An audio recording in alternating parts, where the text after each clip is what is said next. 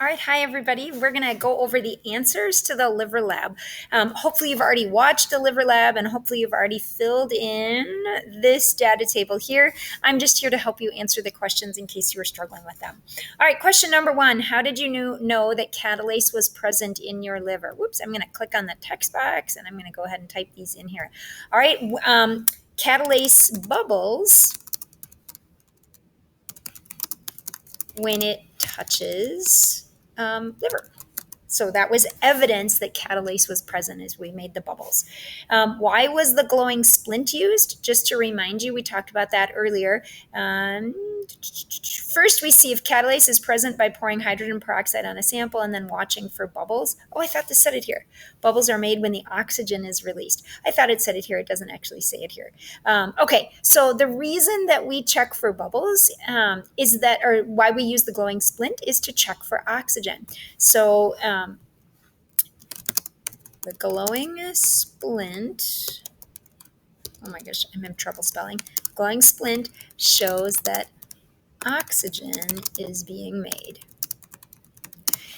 If the bubbles were not oxygen, but they were carbon dioxide, then the splint would actually go out. It wouldn't light back on fire again. So it's a way of showing us that we are making oxygen in this reaction. All right, what was the purpose of taking the temperature of the hydrogen peroxide before and after? And that's temperature change. Temperature change is an indicator of a chemical reaction. So the temperature changes if we have a chemical reaction. So we're showing that a chemical reaction is happening here when we show that the temperature has gone, especially when it goes up. Sometimes it goes down too, but especially when the temperature goes up.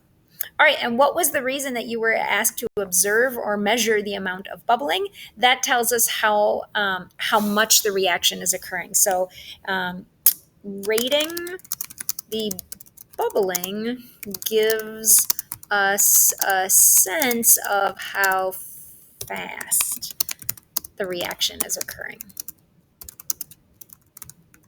Gosh, I don't know how to spell occurring.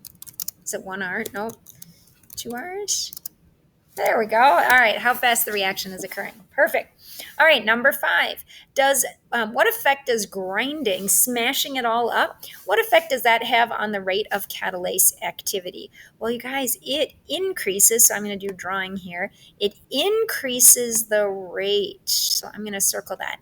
That's because some of the enzymes, when we have like a cube of liver, for example, some of the enzymes are in the inside. And when we drop the liver into the hydrogen peroxide, only the enzymes that are on the outside of the liver are touching the hydrogen peroxide.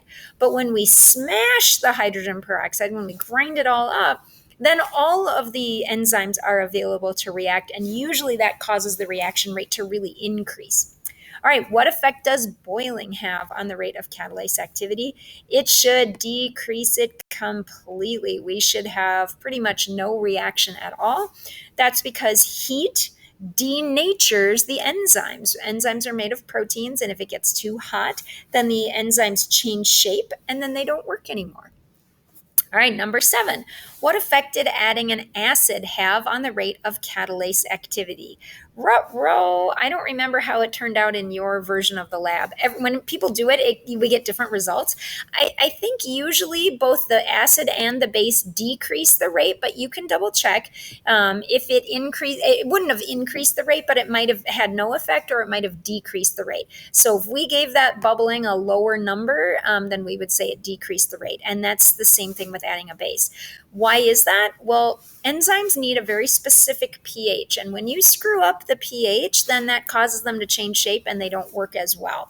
So they have an ideal pH, and this catalase's ideal pH is neutral. It's the water pH. But when we add an acid or a base, it kind of messes with it a little bit. All right, is hydrogen peroxide useful in cells? Well, let's take a look. Does it say? I can't remember if it says it up here. Here we go. As a side effect of digesting fats in our diet, I'm in this second paragraph, our bodies naturally produce a chemical called hydrogen peroxide.